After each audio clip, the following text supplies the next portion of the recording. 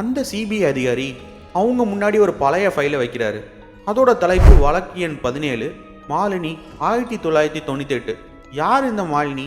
1998 மாலினிங்கிற ஒரு பொண்ணு அவங்க குழந்தையோட அதே பங்களால சந்தேகத்துக்கிடமான முறையில் இறந்து போனதா சொல்றாரு.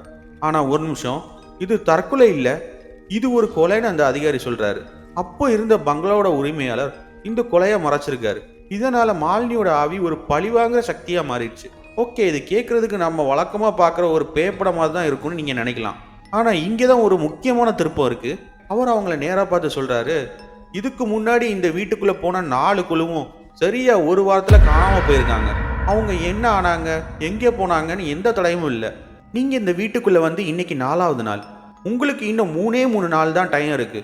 அந்த நிமிஷம் அந்த அறையில் இருக்கிற கடிகாரத்தோட சத்தம் கூட ஒரு மரண ஓலை மாதிரி அவங்களுக்கு கேட்டுச்சு. முழு வீடியோவையும் பார்க்க இணைக்கப்பட்டுள்ள லிங்கை கிளிக் பண்ணுங்க. இந்த வீடியோ உங்களுக்கு பிடிச்சிருந்தா ப்ளீஸ் ஒரு லைக் பண்ணுங்க.